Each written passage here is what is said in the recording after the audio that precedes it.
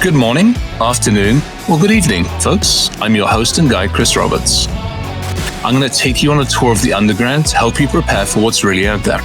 Whether you're on the front lines battling the latest threats or leading the overall defensive strategy within your organization, my focus is to help you uncover the best ways, means, and methods to effectively and efficiently use actual threat intelligence within your company, providing you with more insights and practical ways to identify threats and reduce risks before they become incidents. Ready to dive in?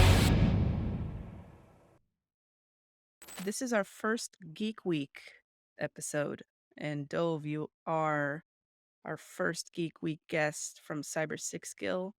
We are going to just dive into the future of threat intelligence. So before we do that, though, Dove, why don't you give us a little bit of your backstory? Who are you? What do you do at Cybersixgill? And why did you get into threat intel? So my name is Dov Lerner, originally from Boston, but I've been living in Israel for the last 12 years. I am Cybersixgill security research lead. So my background is actually in military threat intelligence. And then honestly, I was drawn to cybersecurity, information security, because I realized what this means for the world. That information technology, I think, is revolutionizing the world, but information security, I think, is also a fundamental challenge to all the good that infotech can bring. So I came over to threat intelligence because I think it's a natural field to really understand who the attackers are, what are they doing, and how can organizations best protect themselves. In terms of what I do at Cybersixgill, honestly, every day is different because the world of threat intelligence is different every day too. It's looking at new threats, it's understanding what are emerging TTPs, thinking of ways that we can automate providing intelligence to organizations and really just even processes, just trying to make the most of the intel that we're collecting and then help our customers protect themselves.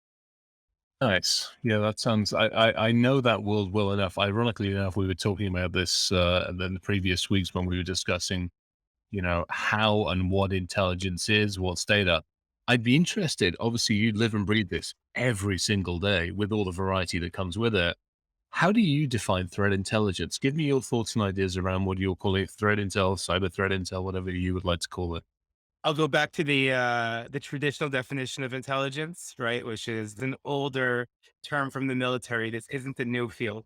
And intelligence is process information that fulfills an organizational. So that's two things, right? One, it can't be this theoretical information that someone says, "Hey, this might be interesting for you." The organization needs to want this intelligence. They need to request it, right? There's the priority intelligence requirement. So that's very, very important. And second, it has to be processed. The Intel analyst can't just be a pipe where, okay, I found this piece of raw information and I'm just going to dump it at your feet and you figure out what to do with it.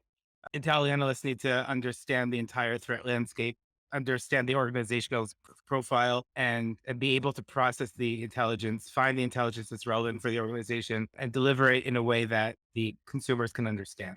So, cyber threat intelligence is that just dealing with information security as applies to the organization. Nice. That's a nice way of doing it. I think when we were talking about it, it literally is taking information and going, how do we make sense of this? How do we make something useful out of it? It's actionable intelligence. What can we do with this amazing amount of data to give context to it for the very people that we need to help? Absolutely. So from that side of it, so let's take a dive back into last year. We're obviously now in Mhm. 2022. Let's take a look back to 2021. I'm interested in what your thoughts were looking back over the 12 months. Like some main highlights, some major developments, things where you've seen the world of information and intelligence morph. And then, let's talk about 2022 and 23 and beyond as we go through this.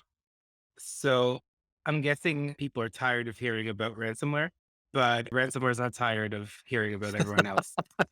Uh, But it's still happening. Yeah. it's still happening. Ransomware, like same as COVID, you can't shake it. We want to like, okay, the year shifted from one to another.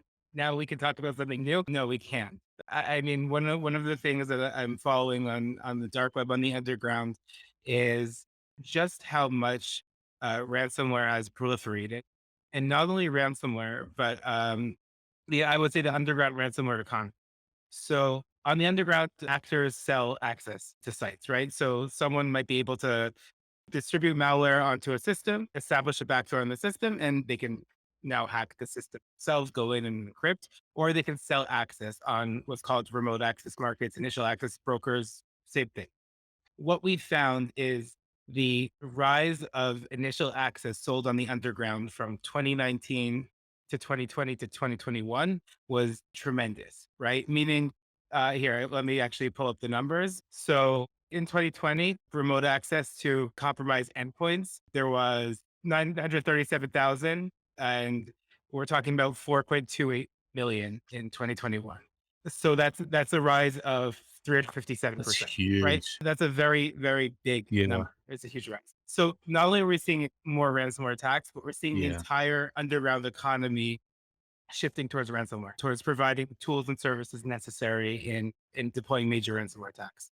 As you said at the beginning, unfortunately, people are probably fed up of hearing a ransomware.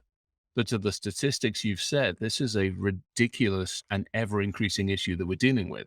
To your point, you've gone from 800,000 to 4+ million. My concern is, and as you've said, the adversaries and the attackers in the scene are starting to build up these amazing systems. Do me a favor, dig into that a little bit, because I think some of the audience, this is where I start. This is where I like helping people understand the story of this. Give them, when you talk about that, what exactly are you seeing and how are you seeing this? So this is the general chain that we will see on the underground. Before an attack, again, it's the story is the initial access. We're talking about for $10, someone can buy access to an endpoint. That's not that much money. Now, the $10 won't guarantee that it's an endpoint for an enterprise system, right? It doesn't say what network it's connected to, but there are clues. For example, it will explain which cookies are installed on the computer, which resources are logged in. So, for example, if I see that there's a Slack login, chances are it's a business computer and not a personal one. Same with or Microsoft Teams or Zoom. So there are clues there. In fact, actually, we can sometimes even tell what company it is because a Slack link might include the name of the company or Citrix. So we can actually figure that out. That's all it takes. Once a ransomware group decides to go shopping, they'll spend $10 on access to one, or probably they'll buy many, many. They'll just do a scan, an automated scan, and whichever endpoint they're able to infect, then they say, okay, now what do we go? Where do we go from here? Can we get from this endpoint? First of all, where am I located? Right, this discovery phase of an attack. Where am I located? On whose system am I sitting? What are the privileges of the system network? And then if they can go from there and spread around the entire network, find the company's crown jewels, the database, confidential emails, private information, things like that, then they'll just basically exfiltrate the information, encrypt everything, and then demand a ransom and threaten to share all the exfiltrated information. So it's a well-oiled machine.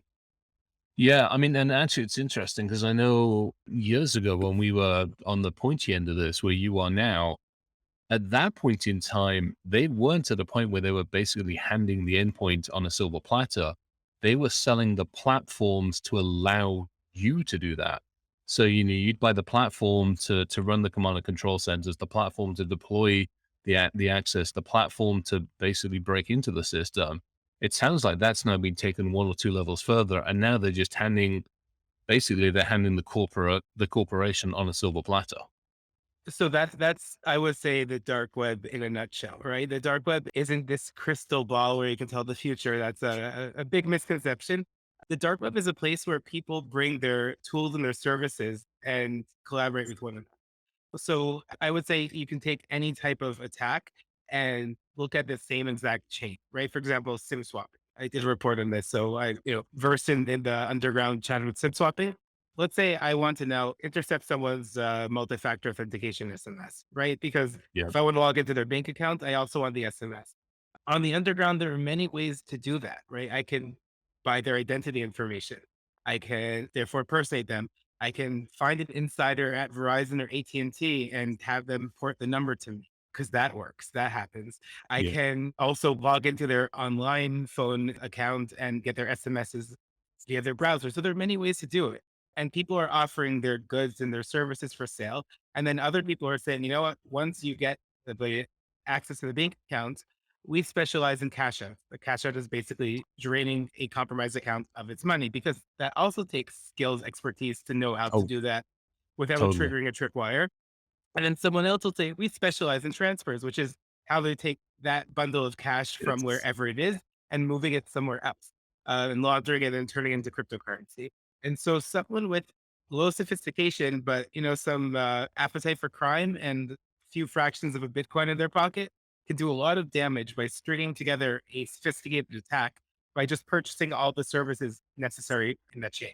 I think that's, and I think you hit the nail on the head with this one as well. We look at the open stuff. We look at what we're doing in technology, and we see how fragmented technology has gotten, and we see how it's almost. I buy Office as a service. I buy my backups. If I buy backups, I buy backups as a service. I buy a lot of my other things as a service. I think when we start talking about the darker side of the net, the underground, we're foolish to not apply those same kinds of distributed architecture to that side of the world. I think so many people still think that it's just one or two or three individuals just climbing together, and they haven't figured out it's an entire marketplace. Exactly to your point, end to end service with a fraction of a Bitcoin. I can pretty much do what I want, where I want, and how I want. I mean, I imagine to myself that, you have a bunch of like these malware as a service providers, because there are a lot of them, are sitting in their offices, using Jira to, plan their sprints, right? They're agile. No, our Right. customer wants a module, but that's how it works, Yeah. because they have customer support hours. They're posted on the dark web, like, Yeah. you contact us office hours from 8 to 7. And if it's something urgent, then, let us know. I mean, this is how it works. This is a real there, yes, it's a real economy, just as an underground economy, but in some places they can act with impunity anyways. So yeah, they're probably using Jira. Yeah. Oh, the absolutely. And I remember years ago, we were doing some investigations, and the languages, and we have another session of the geek side of it coming up soon where we talk about languages and the separations with languages. And that's fascinating because, again, I remember some of the early scams. The English versions of those were terrible. But then all of a sudden you had translations as a service. You send me a fraction of a Bitcoin, you send me a script. I give you back in several different languages exactly how it's meant to be for all the scams, for the phishing and everything else. And that in itself has got it. So here's a question for you. We know where it was. You got the old guy with the extra gray hair. We know where it is, which is you at the very pointy end of things now. I'm interested in your thoughts on where we're likely to go, 2022, 23, and throw literally that crystal ball out a couple of years. I'm interested what your thoughts on where we're heading with this. So I'm actually going to take a little bit of a contrarian view on this one. I think people like to be apocalyptic about, cybersecurity. These Google Cyber 9/11, right? Oh, oh, God, People. yeah, oh my giddy up. Well, blame Hollywood for Uh, something, unfortunately. Exactly. People like being very, very apocalyptic, because I'm sure that gets eyeballs to read articles. So Cyber 9/11, Cybergeddon, Cyberpocalypse. Okay, all those, you'll find all those terms in a lot of content. I would say that the challenge that ransomware operators have right now is, just like any type of crime or, violence or whatever, is once their heads stick up too much, right? Once they are too successful, then they become a victim of their own success. And the reason for that is because instead of contending against individual companies, they're going to have to contend against the full weight of the US federal government. And so, again, siphoning off a little bit risk. It's like the scene in Office Space, right? When you can, take a fraction of a penny off of every transaction, no one will notice. But all of a sudden, if you have a rounding error, you're taking off, half of every dollar or whatever, it's a problem. So I think we saw through several major attacks this year, the Colonial Oil Pipeline, where they hit critical infrastructure, say all those attacks, the Brazilian meat processing plant as well.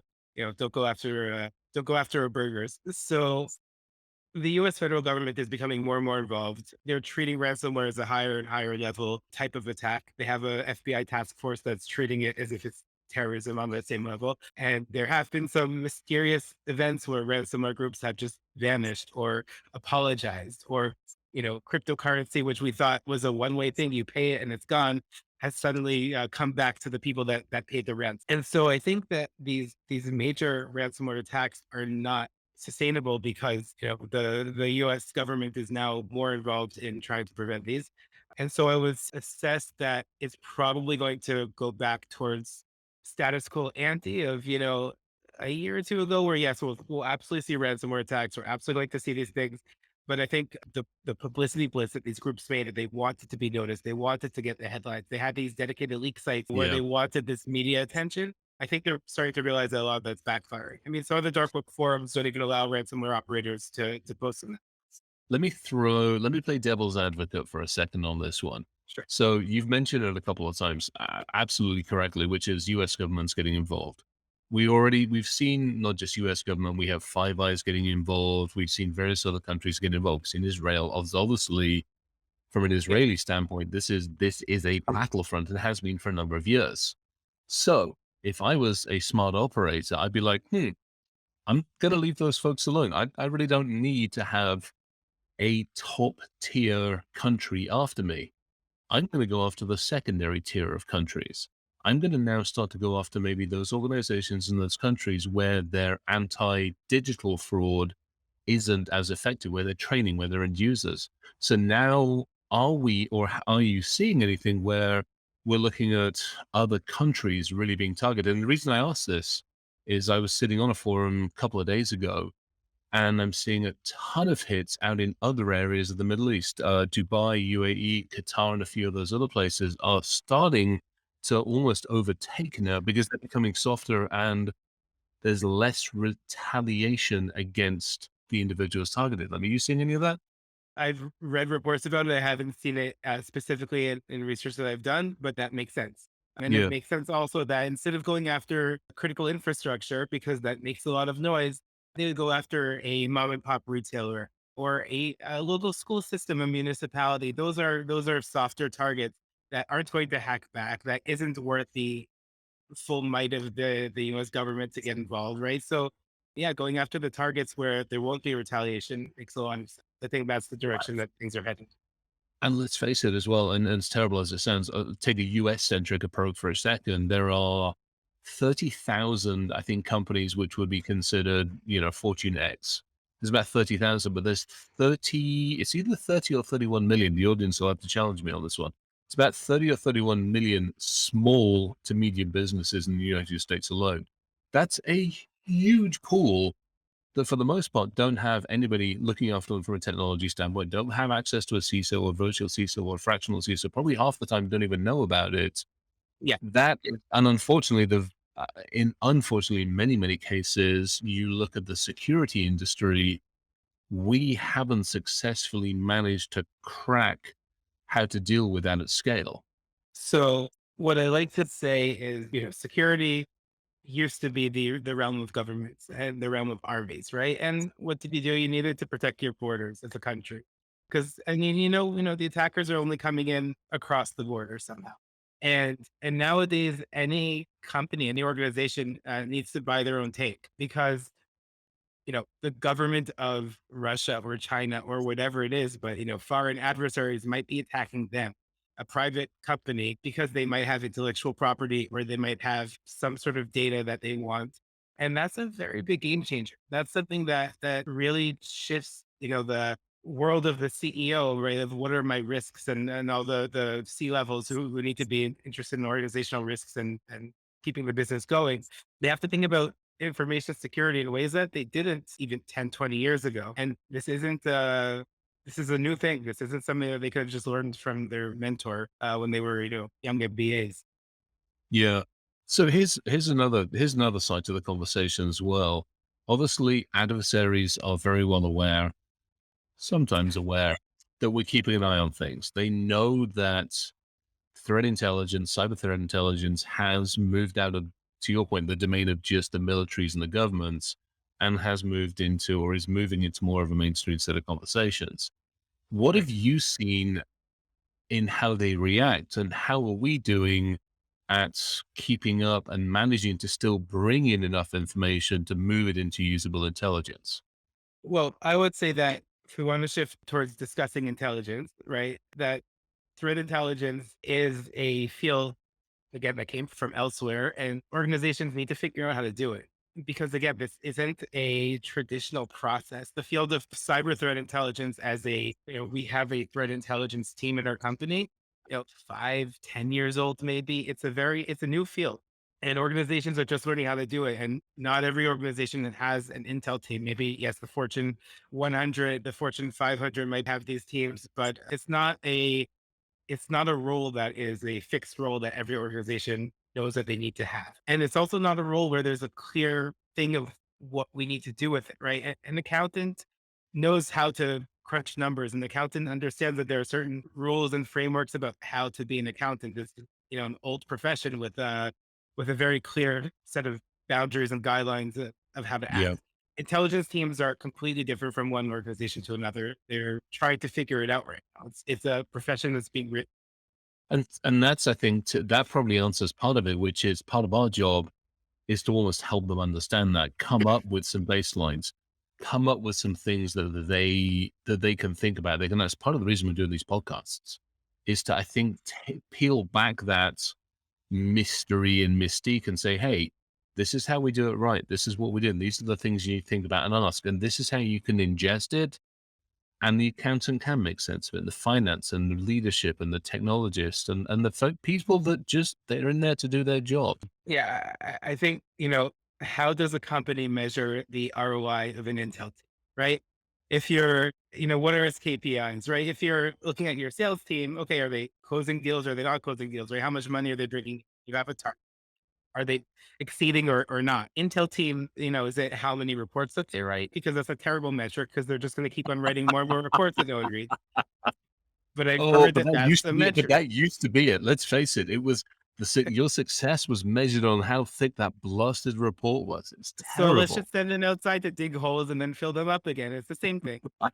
So that's a terrible metric. How many attacks they stop? Well, they're not really in the business of actually stopping attacks.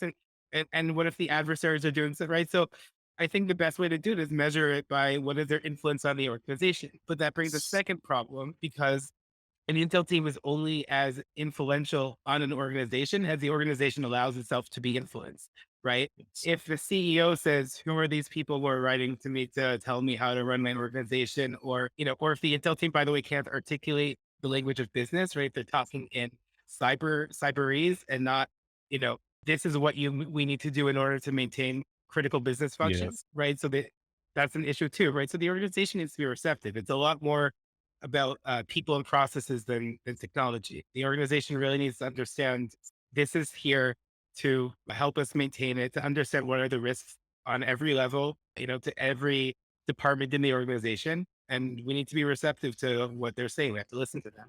And it has to be a I mean, feedback. We have to give them direction. I mean, you hit it perfectly. It's not a technology conversation. It's a human conversation. It's those soft skills that, unfortunately, as technologists, we haven't all learned them as effectively: communication, collaboration, cooperation. And then, exactly to your point, how do I take a very complex conversation over what we're doing and translate that into business risk? Where does it apply? Is it geospace? Is it geo? Is it political? Is it third party? Is it supply chain? Is it internal? Is it human? And all the other areas that we need to influence the business. That Yeah. for me, that for me is where I personally, this is where I would love to see what we're doing in the cyber or the threat intelligence world help businesses understand, which is, hey, how can we help you more effectively? Yeah. I think that that's something where, it's first of all, it's about automating the processes as Hmm. much as we can on our side because the amount of intelligence out there is tremendous. So for us to be able to say that we can automate intelligence collection, right? We can save time because time, I think, is time and personal effort, right? That's the resource in shortest supplies, right? A Fortune 500 company can hire a very large team, but it's never a big enough team if the team has to read every single possible threat, Oh my God. intel Yeah, report. And, absolutely. Cybersixgill, we're collecting 6, 7 million intelligence items every single day, right? How big of a team would you need to read all? That's a lifetime of reading. I Yeah, don't even want to think about how absolutely. much time. Yeah. So to be able to say that we can automate, right? We can automate the process of source discovery, collection, and then go from that 6, 7 million items to the 10, 15 items that interest you as an organization. That's a process that on our side, we know how to automate. And that's not just like a force multiplier, it's a game changer, right? I mean, that's something where, okay, from there, those Intel analysts could take it from there. They understand those, I would say those Intel items better than we ever could, right? Because they know what they mean. They might know how to do further investigation. They know the people that they have to talk to. And so then they can take it from there and really use it to impact their organization. I think the other part of that as well, which is what you've hit on, the company itself needs to understand what it needs to ask. The company's got to be able to look to itself and go, hey, this is what we need to this goes back to the fundamentals of security is know what you have, and then you can start talking about how to protect it, affect it, reduce risks on it. And I think that's something, again, where we in the industry, and especially as we look at intelligence, we can turn around to the organization and say, hey, look, I can give you a long laundry list, but let's have a conversation about what you care about, what you need to care about, fiduciary and also the human, et cetera, et cetera. I think those are some very critical things that I would love to see. And I think we need to probably help on that 22, 23, 24 journey.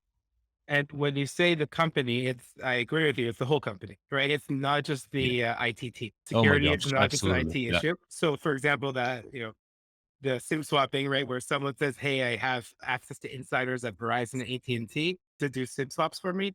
That's not an IT issue. That's Nope. HR, right? And when was the last time someone in HR understood what threat intelligence is doing, right? If what would HR do if they have this post coming across, from the dark web coming across their desk, saying someone saying that they had insiders at their company to collaborate for fraud? But that's what it is, right? I mean, the whole company at every level, and I see this as part of our job to articulate this.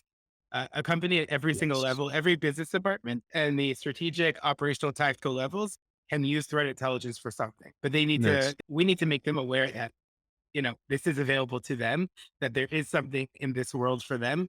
And they need to say, you know what, I want to learn about this. I want to know this. Teach it to me because I want to make better decisions. So I got one final question for you because we're getting close on time. I give you a clean sheet of paper. Cool. You've got all the knowledge that you have about everything that you've used, built, put together, designed, and worked with up till this point. But now I give you an entirely clean sheet of paper, Control and I and give you, and I, and I give you the purse, the bottomless purse, and I go, build me the platform that you want to build. What are you going to so do? again, I think the goal of that platform is being able to consume intelligence from every single source, right? So that's number one, right? So it's the collection.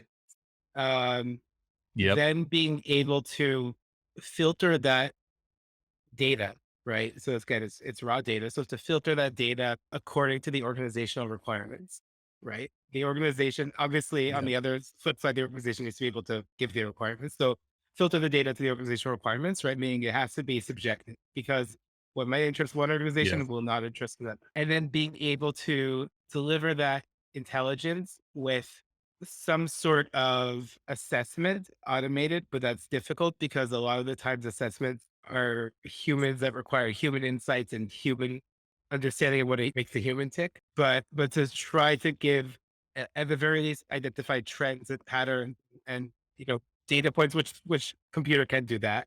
So to deliver those automated insights as much as possible, but again, giving the key intel to the people that really understand what to do it. You're not going to replace humans in this. I'm not, concerned that a computer is going to replace intelligence analysts anytime soon. So yeah, to deliver it to them and then some sort of playbook.